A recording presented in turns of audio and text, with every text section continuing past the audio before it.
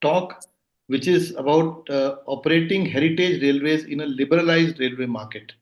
It is by Heimo Echensperger, and the moderator is Vinu Mathur. Something about Mr. Mathur, who is our president. A professional railwayman, Vinu N. Mathur retired from active railway service as a member of the Indian Railways Board. Although actively involved in rail operations as a member of the Indian Railway Traffic Service, his first love has always been that of delving into the history of the railways and penning his thoughts and ideas.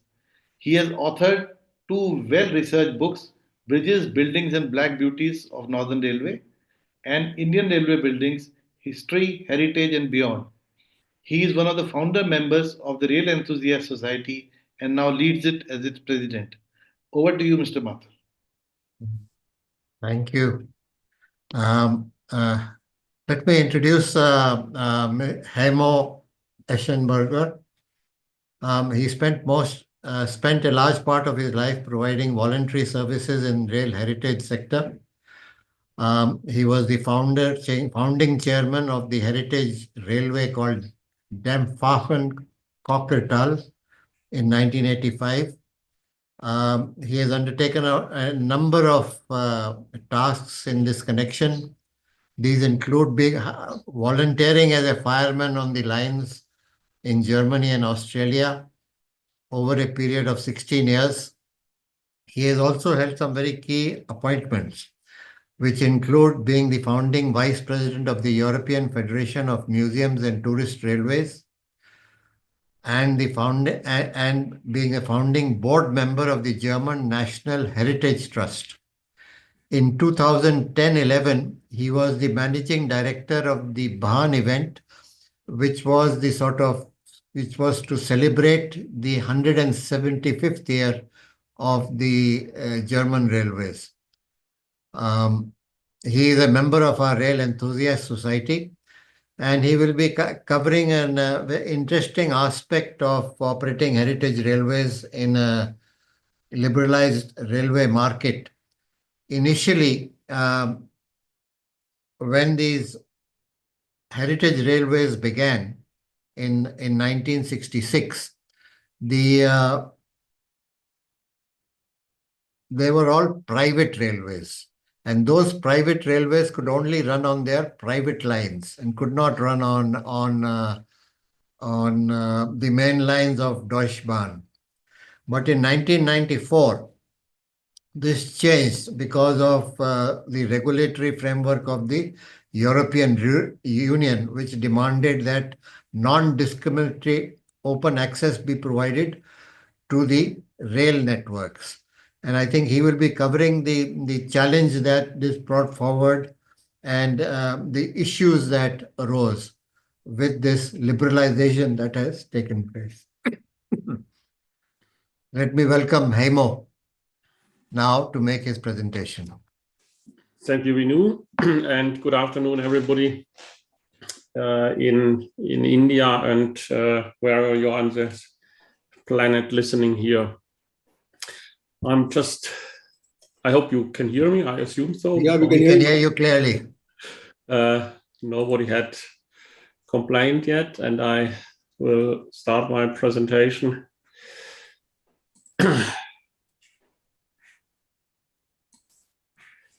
So I have to move the images here a bit. So I hope you can see it now on the screen. Yes, it's nice. As Vinu said, we have a bit of history of about 60 years of heritage rail here in Germany. And I will elaborate a bit on the part which is probably not why you're going to join a heritage railway, because it's more on the administration. And at least as far as I have got known to people who are in heritage railways or as railway enthusiasts, but they're not coming for the admin, they're coming for the trains to run and to restore and whatever. Nevertheless, if you're running trains, there is some administration involved, and we have in Germany, I think, in contrast to Britain, where we have seen yesterday presentation of Peter Whittle, some very kind of different arrangement from how it developed from history, and I thought it may be of interest to share it and give an aspect to it a bit different to other countries you may know. So, as Vinny already said, I have a bit of history of now 40 years in the sector of being chairman or board member on various boards, and also have an experience of about 46 kilometers on steam engines on the main line, and also maintaining steam engines on myself. And yeah, by profession, I was in telecommunications, so I think a bit exotic in this group here. I haven't worked for a railway company.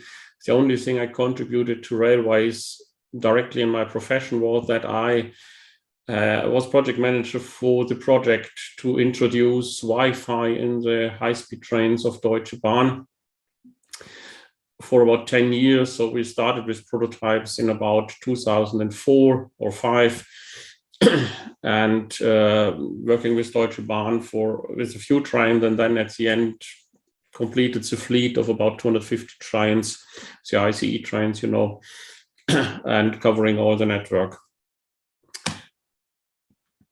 Some remarks to the presentation. As said, I will a bit focus on the administrative environment of heritage railways here in Germany.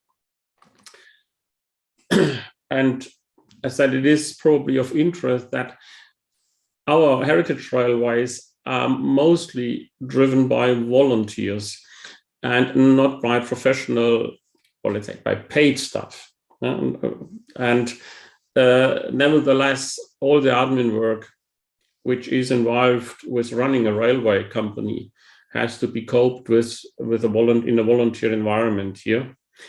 And I think that makes it a bit different and perhaps interesting if you further think of getting volunteer environments for rail heritage active in other countries, or perhaps your countries, someone in the future. And what you can say is that over the last 30 years, we have seen a steadily growing admin environment and bureaucracy, also for the heritage railways. And our volunteers have coped with it tirelessly to keep the railways running.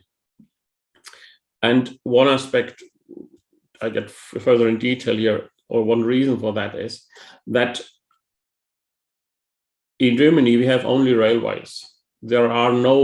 Legally, there are no heritage railways. That's indifferent to the UK, which we have seen the presentation yesterday, where Peter mentioned that most of the heritage railways in the UK run on their own track. And there is this so-called Light Railway Act, which is a special legal provision for these kind of railways, and they are limited to 25 miles an hour, and therefore have not to meet the standards, or every standard you have to go on the main line. And the mainline engines, he has shown, he said that these engines are only allowed on the network if they meet very thorough tests and so on and so on. And then they can run on the network, but they will run under a different railway company than the owner. So normally DB Cargo or other companies will be the responsible train operator who run these steam engines. There's nothing like that in Germany. If you're operating a railway vehicle here in Germany, it is simply a railway vehicle, and it has to meet the standards, regardless what track you have. So, a few words about volunteer service. Volunteer service as a community has in Europe a very long tradition, which dates back even into the Roman Empire. And this was originally a demand for the rich, and it spread into the classes, in the lower classes, as they become more affluent and could spare more time.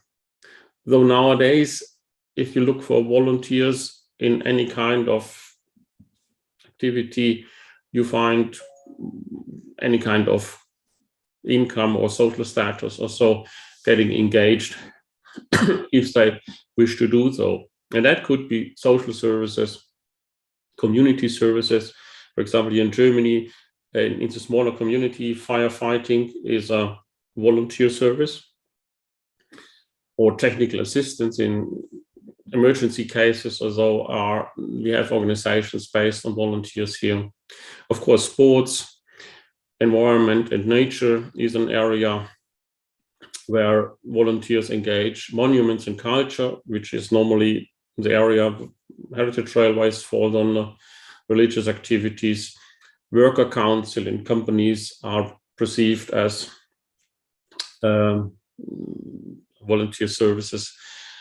And one aspect which shows how important volunteering is in our society is if you engage voluntarily in an activity, you are by default insured in the public labor insurance, as if you would an employee to a company. So even if you help your neighbor building the house or so, you are, without anything you have to do by yourself, you're insured in this public labor insurance. Or if you assist someone with a breakdown on the road or anything like that, or if you're an association as a volunteer, you have this kind of insurance. Now, if we look into it a bit on numbers, how much that means, I didn't translate this in English, but then I think the numbers will speak for themselves. About 43% of the population are engaged, of the population above 14 years old is engaged in kind of volunteer activities. And the time people offer or spend on volunteer activities per week is about half of them are 2 hours, about a quarter is 3 to 5 hours a week, and even 20% spend 6 hours and more on volunteers activities in the week. The latter are the probably those in heritage railways too. But you can also see to the most right that it's more or less evenly split over the society, but a little bit more people in the rural areas, 45% engage in volunteer activities. And in the cities, it's a bit less, 42%. But this gives you an idea how important it is and how much people get engaged in volunteer activities. And on the low, the graph on the timeline on the below is basically the legal form which people engage in, and there is in the past, the beginning was left 1990, most of people engage in associations or societies. Then we have charities, which is Stiftung, and we have, if you have a legally commercial company can have a charity status here in Germany. So you being a PLC or a limited, but the business you do is for the community, though you can get a charity status even. And you have another one, which is Genossenschaften, which is a kind of common goods company also. Though if we assume that we have about 75 million people in Germany above 14 years of age, and they spend 3 hours in average a week, then that would provide, I've got to millions here, 89 million hours a year of work, which is going to be provided. So it's a huge amount of labor, which is provided by the people in this country on a voluntary basis. So just wanted to give a bit of an illustration on that, because I think this kind of voluntary activity is not so common in other parts of this planet. And probably these numbers and what you said here is applying in Western Europe to a large extent in more or less the same levels. So in Britain or France or Netherlands or Sweden or so, it is more or less the same. It may be a bit less in Southern Europe and a bit less in Eastern Europe, but it is a part of our culture. A few words on volunteers in heritage railways, because there is an element to it, and which means or reflects on succession.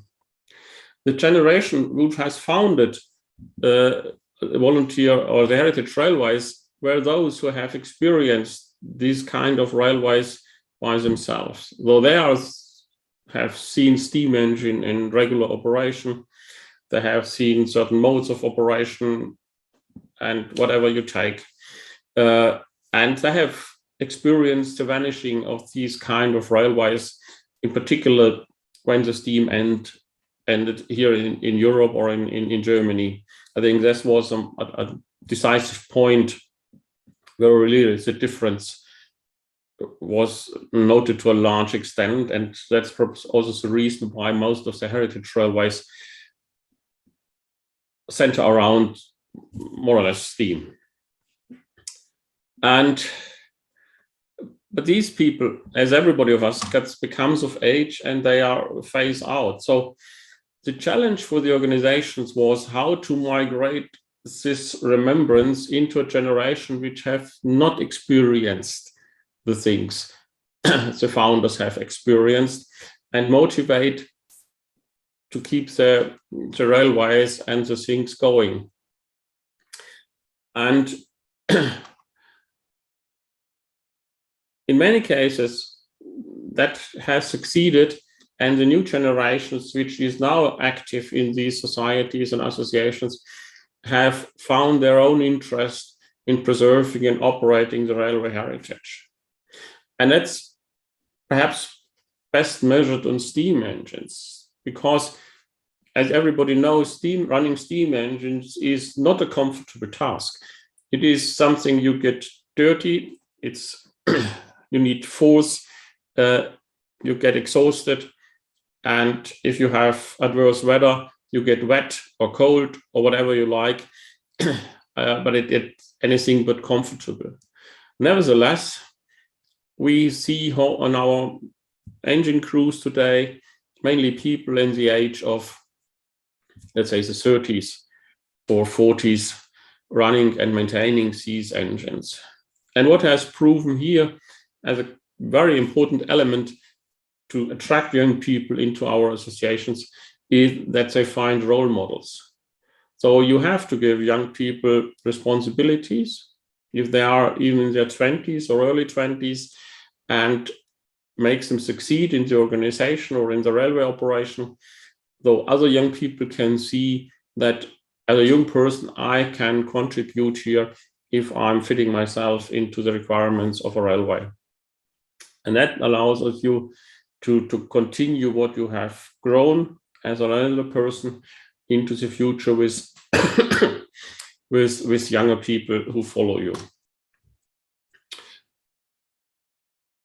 And we have really now a generation in place leading our heritage railways, which continues with what the founding generation has laid down as a basis. And from that, I think we are quite in a quite good position. And always remember that volunteer is a term for unpaid staff, but it's not a term for incompetent staff. As we're running railways, the people engaged in the operation and running the railway are as competent as professionals, but they're just not getting money for.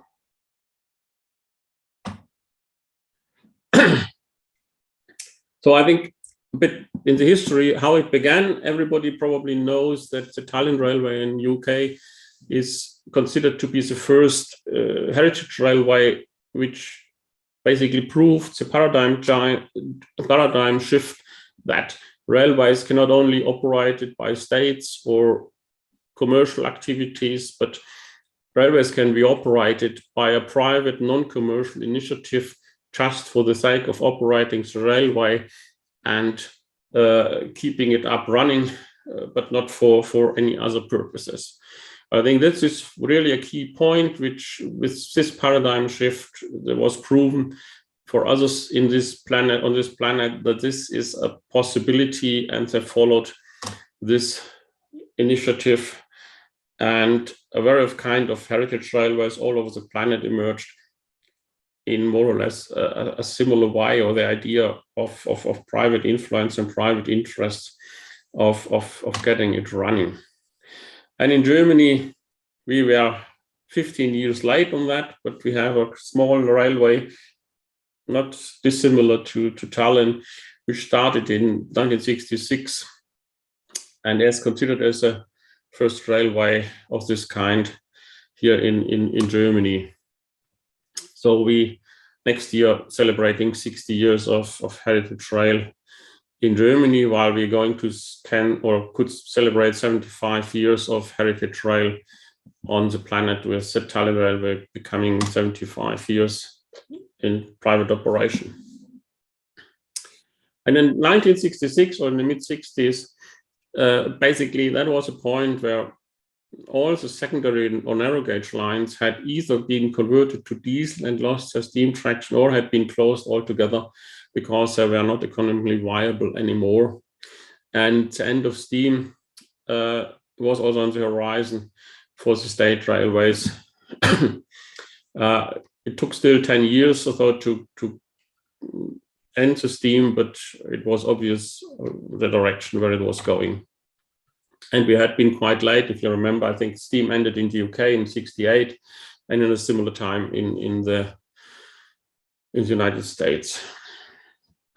Now, looking into the environment where the heritage railways operate and where they came from, we had a state railway system here in Germany from the late 1800s, and most private rail companies, which we had here too, had been nationalized by the end of the century. So what has been left as private railways were minor lines, but anything which had operated the main line as a private company had been nationalized by about 1900. And that grew basically the system as not dissimilar to India, perhaps.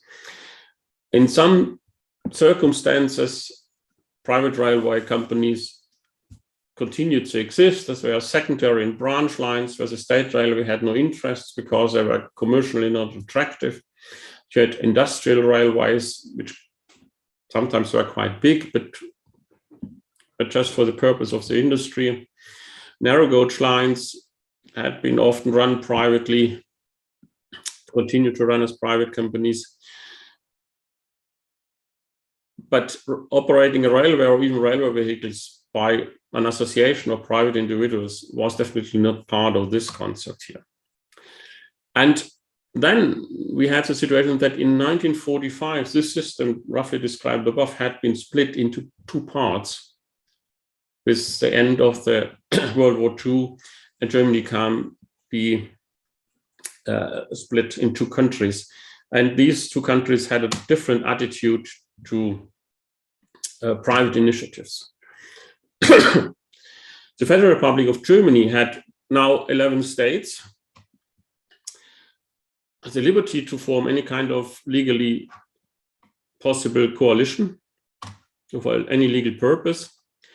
And we had one federal and 11 state railway laws by then.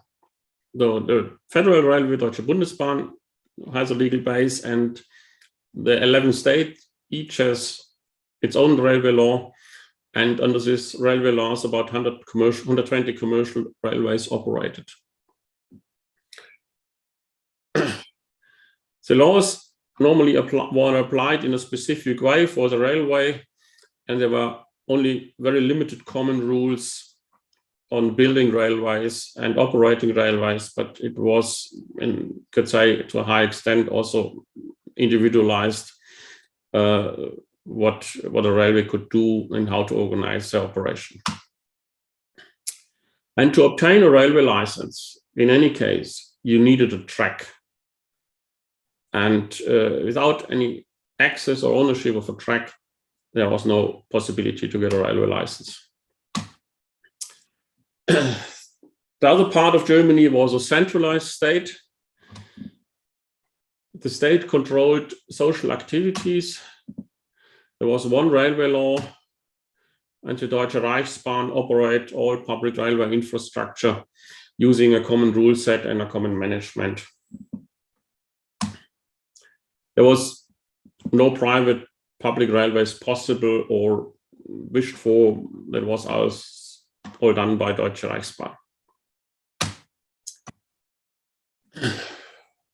Now, from an historic point of view, in West Germany, the National Railway Museum belonged to the state railway. The private collection of railway vehicles and artifacts started in the mid-1960s, and the first respective association were formed, but it was just collecting stuff, but not operating it. And in 1975, steam engines stopped with the Federal Railway.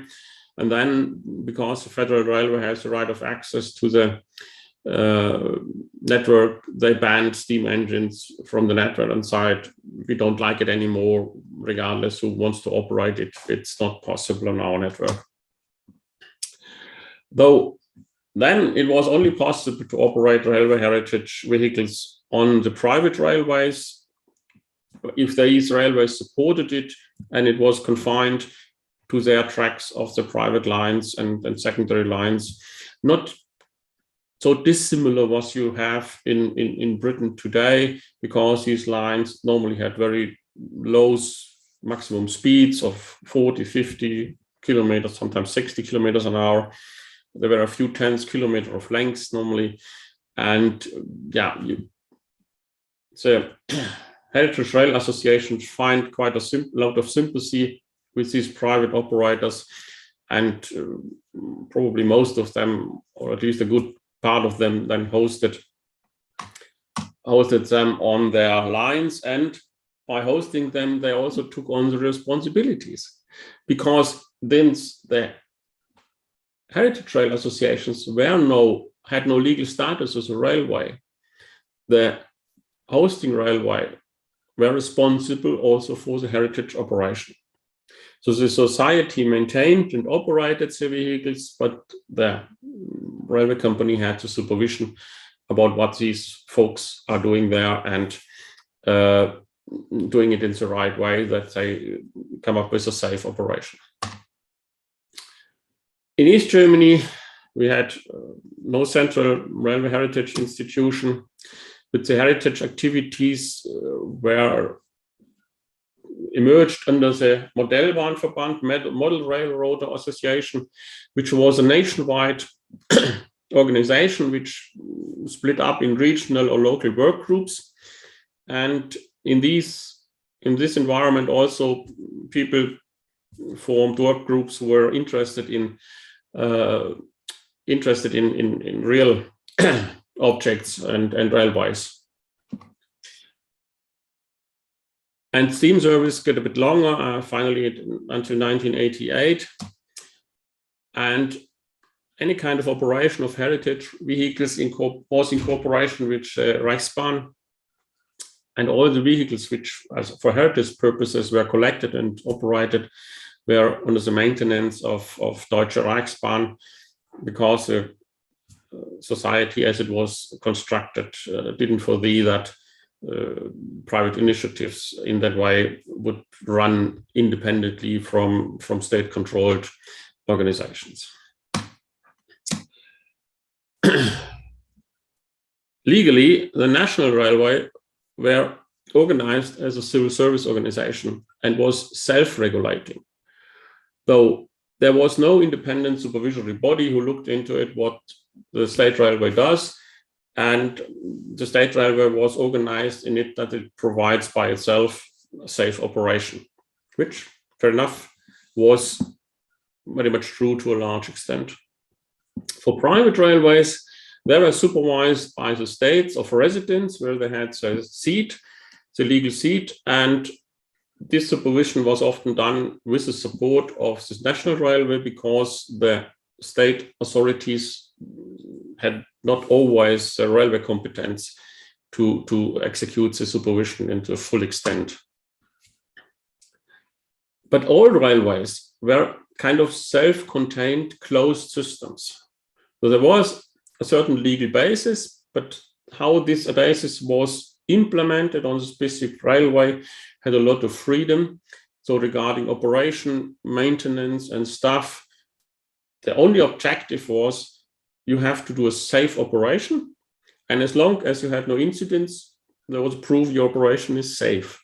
And of course, there was some standards how to run railways, and there was a rule set, but the individual implementation had a quite wide range and tolerance level on executing it. Yeah, I said there was a common rule set for building railways. That makes sense, because a railway vehicle from a main line should be able to reach a destination on a secondary or private line, in particular for freight. So matching rules of how railways are built made a lot of sense.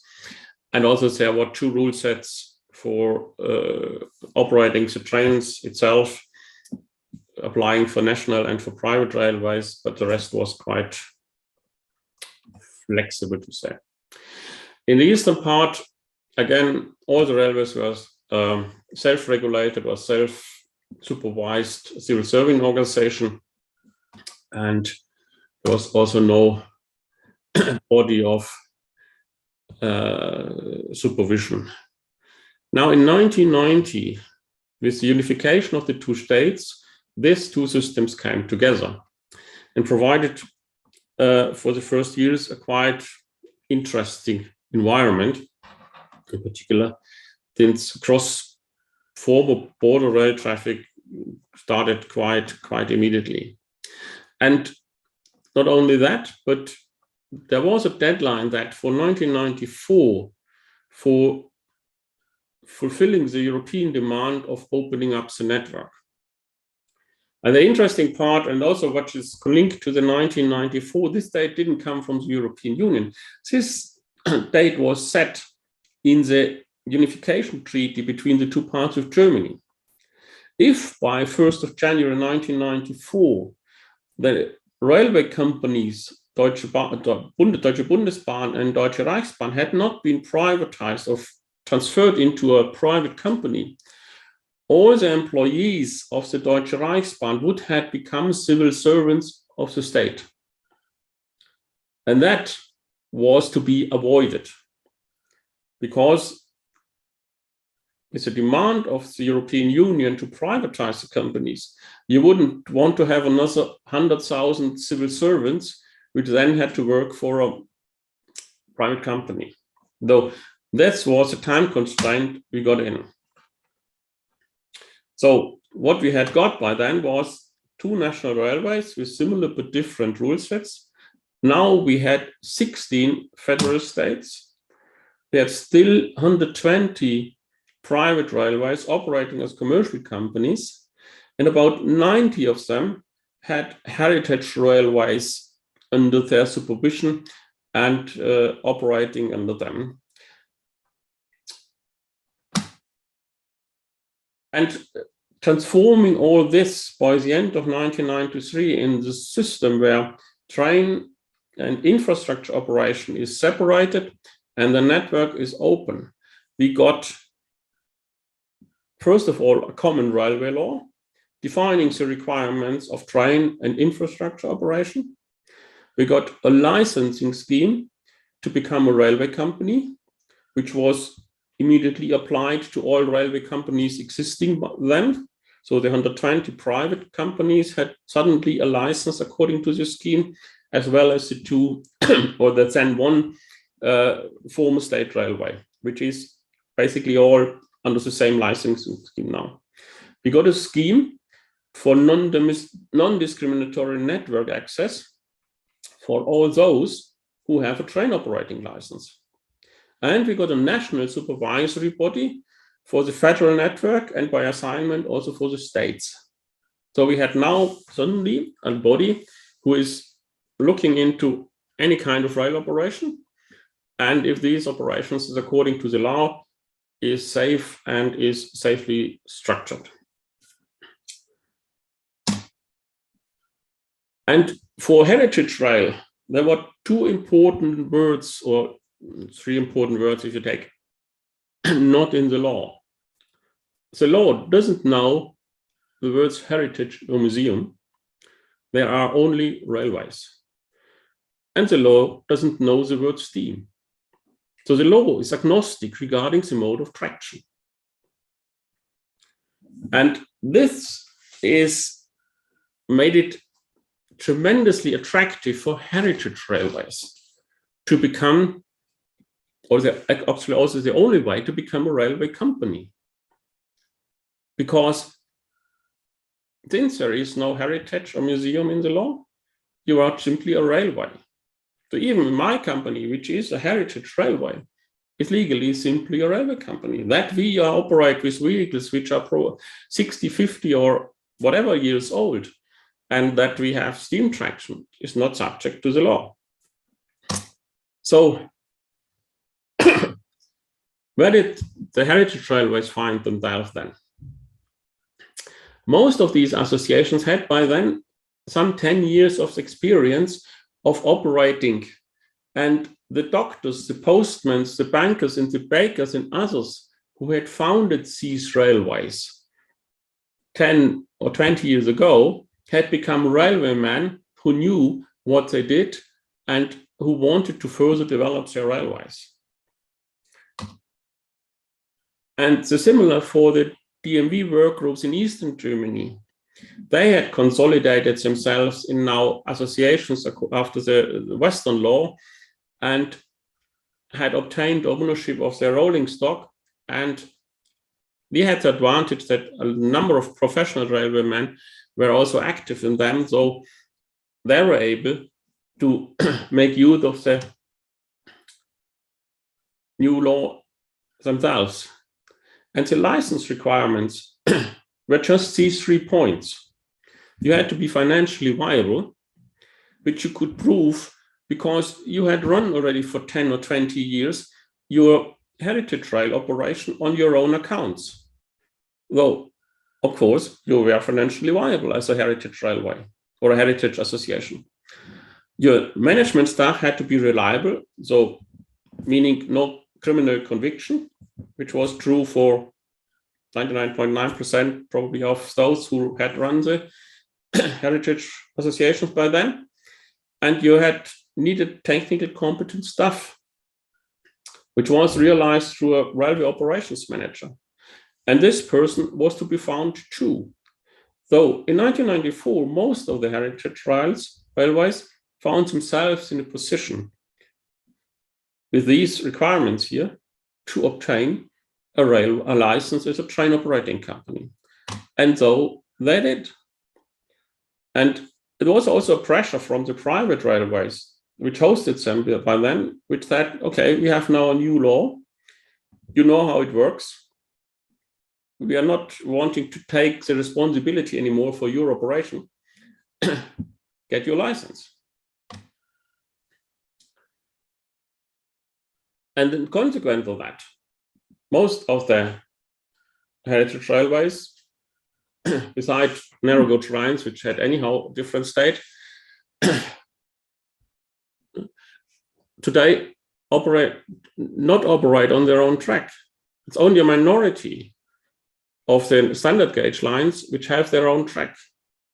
Most of the railways operate on the public network because by history they hadn't an own track because there were only guests on other railways, and the system with the new license simply extended it to the national network. So in Germany we have only narrow gauge lines and a few others on standard gauge which operate on their own track. The operating on public network provides you the ability to go where the customers are. So you can operate your trains out of metropolitan areas like Munich or other places which are attractive to get customers on your trains. You're totally flexible on where you set up your operations, or where you start your trains, or where you let your trains go as a destination. Vehicles can be quite easily and relatively low cost moved around. If you have an electric or diesel engine, the costs are really marginal. And this fosters leasing and lending of vehicles between operators for purposes.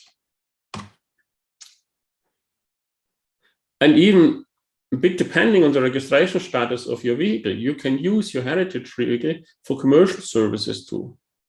So for example, you can support track maintenance, you can freight services, or you can transfer railway vehicles for third parties.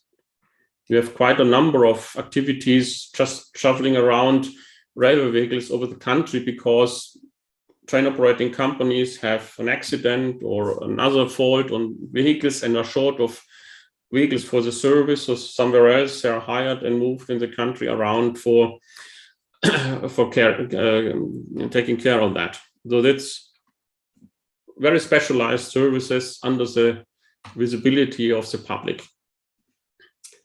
Just a few words on the market for heritage rails.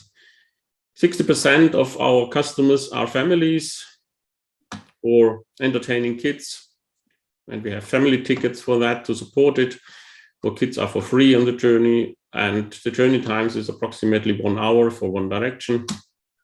You have individuals who want to have a good day out. They are more into premium products like dinner trains and something like that. And we have about 5% of railway enthusiasts, which in some cases have a high willingness to pay for premium products, which are the coach behind the engine, specific train sets or routes, or special events for photographers. Quite similar of what Peter Whittle showed you yesterday. And economically, most of the financial resources come from our sales. Another second important point is the value of the volunteer labor. By the point that you don't pay your staff doesn't mean, or shouldn't mean, that the staff doesn't generate value during the time they spend for you. And also a few paid employees are also in our society. Then we get some public funds or tourism, regional development, or monument support sometimes, but it is not a large deal which we can live on. It's more a nice add-on. And then most of our associations are charitable trusts or charitable status that you can get donations, and you get tax deductions for your donations if you do so. And that's basically the financial basis for what we do. Now, that's basically setting the scene where we found ourselves, let's say, end of 25 years ago. Now, the European Union is a lawmaking body for its member states. But except for special cases, if the European Union makes a law, this law has to be transferred into the national law of the respective member state by the parliament. So you have a lawmaking process as if the state would make his own law, and you have hearings in this lawmaking process, and then different versions, and finally it goes to the parliament. If the parliament agrees, then it becomes law. And as long as this process didn't happen, the European law is not valid in your country.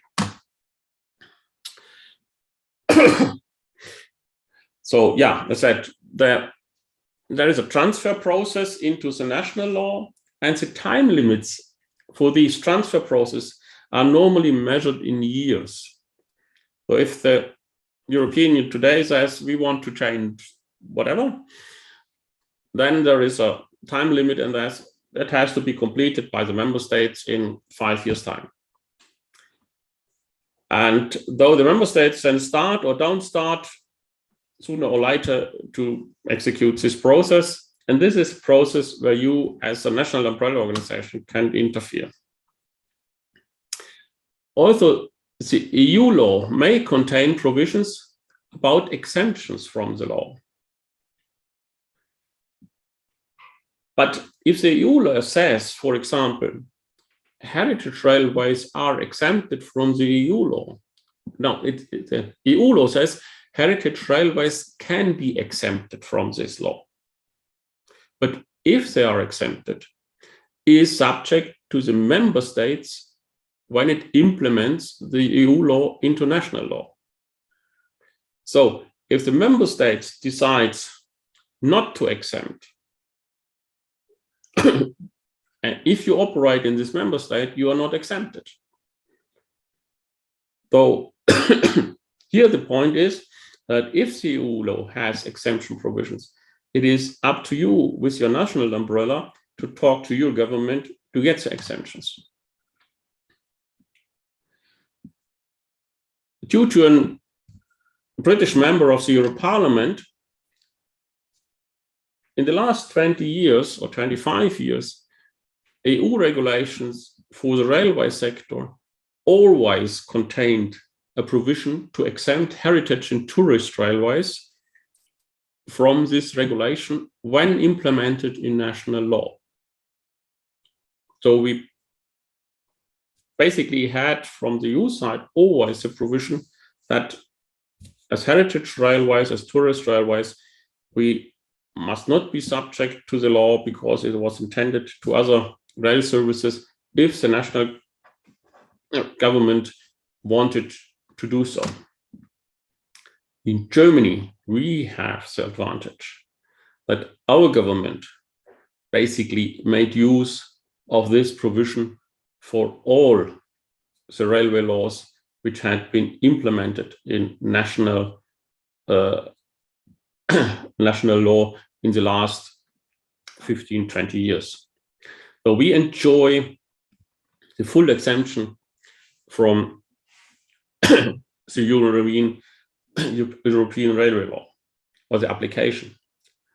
So you may now think, great, you are fine and you have not to bother. That's unfortunately not that easy, because you cannot stand still where you are when your environment or you around yourself changes. And so after 94, we had about 10 years where the stakeholders could settle into the system. Railways were still kind of self-contained organizations which took care about their operation safety, their maintenance, and the qualification of their staff in their own way. Biannually, they were supervised if it's more or less okay. Mid the 2000s, so about 15 years ago or 20 years ago, EU came up with the next regulation, which means introduction of a common safety management system to document how your railway is organized, a common safety certificate, which provides you the right of the network access. The objective was to harmonize the process, the organization of railways into a process-oriented management system. The idea behind is that someone who has a train operating license, for example, in one EU country, without requiring further administrative licensing or anything else, could operate trains in another EU country.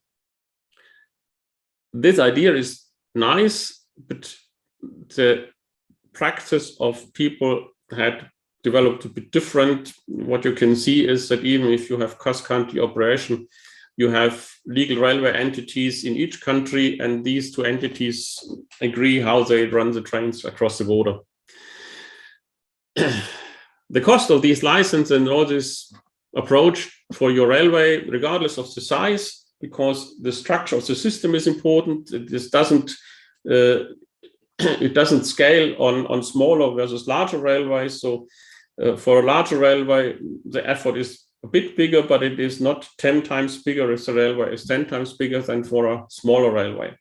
And the costs for these kind of certificates and other things could well exceed 100,000 euros and more to get these things done. And here you see that could be a problem for the heritage railways. Though here the exemption was a nice thing, but if you operate in an industry environment, you cannot stick to your mode of working because sooner or later you clash on the interfaces. If the other party changes and you still operate according to the old standards, you sooner or later get a conflict. And it's easy to illustrate if you say, let's say you want to exchange vehicles between railways, you have to assure the other railway that the vehicle is in a safe condition. And the new system has some provisions how you do that you can use a railway vehicle from another railway company and being sure that it is in a safe condition. And the other one knows that you do a safe operation. What you do, you adopt to the standards. Heimo, sorry to interrupt, but can I request we wind up in the next couple of minutes? Yeah. And so most of the heritage railways then finally implemented the CSM, but it's just spared the certification costs. Though we had all the work to do for implementing and documenting how in a CSM, how we operate a heritage railway. And this not yet does include the maintenance, it's just operating. And so the exemption at the end made us as heritage railways to trail behind the industry, and we could benefit from the experience made in how to set up the new system.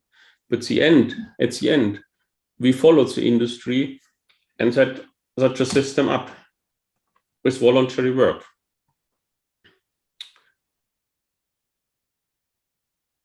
Another advantage is that if you look at it, the operation of a heritage railway is not that different to the operation of a small commercial railway. All the problems, all the issues are more or less the same, only the age of the vehicles and some technologies differ.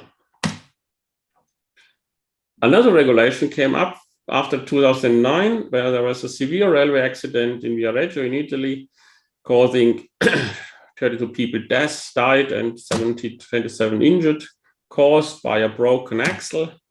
And then it was investigated, and you found that freight cars in Europe are owned by leasing companies. They lease the company to operators, and the operators let these cars maintained by some maintainers. And at the end, nobody had a clear idea how these cars were maintained and where, and so on. Though this led to the invention of an entity in charge of maintenance, originally only for freight wagons, which has to ensure that these wagons are in a safe condition and that a structure is established where everybody in the game knows what he is doing or has to do, and we return to a safe operation. This means that a company in Italy now can get a certificate that they are able to maintain freight wagons, and if a freight wagon from a Netherlands leasing company ends up in Italy after a tour and needs maintenance, you can go to this workshop and they do a specific and certified job on this wagon, so it can go back into service without having to return to the owner or some other locations. This was then extended to all kinds of railway vehicles, which include also heritage vehicles. And a bit of background is that we see tendencies like in the airline industry. In the airline, if you want to start an airline, you can lease some aircrafts, inclusive pilots and so on. You paint them with your logo, you set up a sales organization, but you have not to know how to fly planes. And a similar tendency we have in the railway industry, not very strong yet, but there are companies coming up who provide rail services and say hire another company who provides just the vehicles, but have no idea what the services are good for and have nothing to do with the passengers and so on. And that meant extending the system also to all railway vehicles. And here we have another problem, of course, because for our old vehicles, they have totally different or no documentation about how to maintain it. It is a lot of grown activities, and that doesn't fit into the system. We again got an exemption, but nevertheless, if you want to operate and to maintain with other companies, you have to generate another pile of paper to maintain about your maintenance, and that you do in your volunteered time. And again, a similar thing here is with the driver license. The driver system has been changed because in the past, the railway company educated and trained their own drivers, qualified them, examined them, and they run on their vehicles.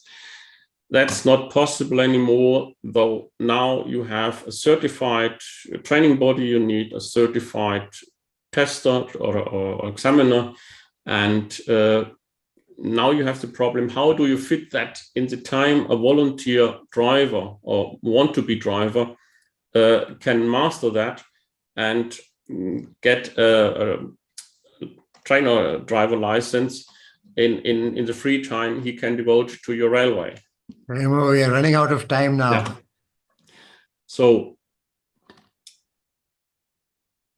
the solution to that is, to some extent, we now develop with our umbrella organization our own training programs. That is possible, and in due course we will have a training program which is in particular covering also steam and kind of operation of technologies we don't find in the normal market anymore.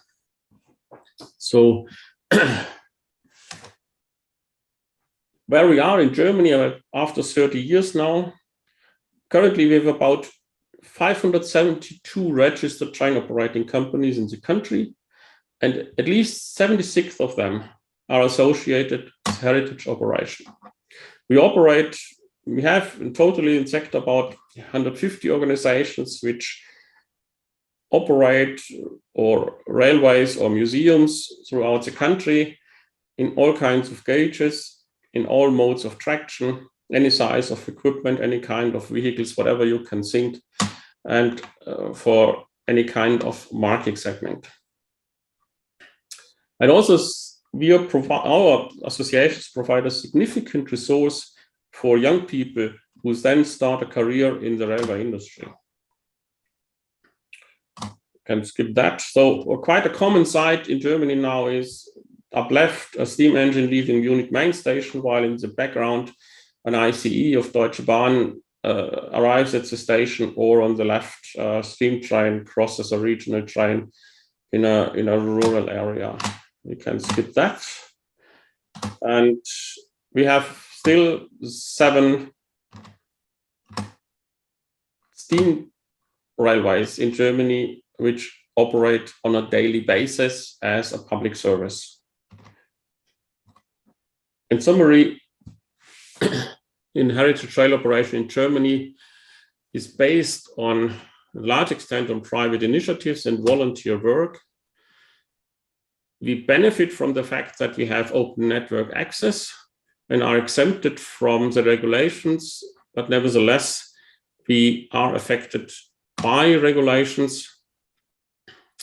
We have a large economic independence from our associations, is only some public fundings, but economically, most of the railways are more or less self-contained financially.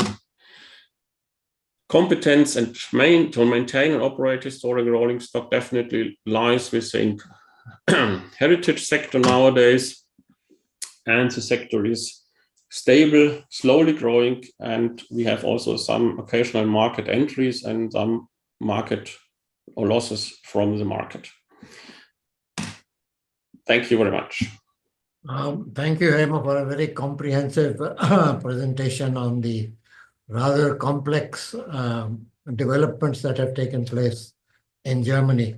We have only time for one or two questions. So one question asked by Mr. Virdi is, who has the liability in case of an accident, and who issues the license? The license is formally issued by the state of the residence. So where your company resides, one of the 16 states, issues you the license according to the federal law. And the heritage railway is responsible in case of an accident. As with any other railways too, we have insurance requirements for about, I think, 30 or 50 million per accident. And we have this kind of insurance as railway company. And the downside of all that, what is that, is we have the full responsibility any kind of railway organization or railway company has. We are not different from them. As always, legally, our tiny heritage railway has the same status as the Deutsche Bahn AG. Another question from Mr. Paul Whittle is, who fixes the costs for a heritage operator using the track signaling stations, etc., of the state network? There is a price list of the network, and every network has to also to publish price lists for the services. So you have grades of trains. So the faster you are, the more you pay for the kilometers, or the euros per kilometer. The lighter your train is, the lower you are, you pay less. You pay for the stop on the station, and all the parts you pay for electricity if you have an electrical engine. And but there is a price list, and you have electronic systems where you can plan your schedule. We have on-demand schedules normally, and you have a contract with the network because you have a train operating license. The network is obliged to make a contract with you to get access to the network and construct and get your trains and time schedules as you wish. And there is a respective cost associated with this we have to pay for. So it's... Right. Thank you very, very much. It's been a wonderful presentation. And I think all the developments that have taken place will only help heritage railways, sort of improve their standards and provide a more reliable service. Thank you once again. Thank you.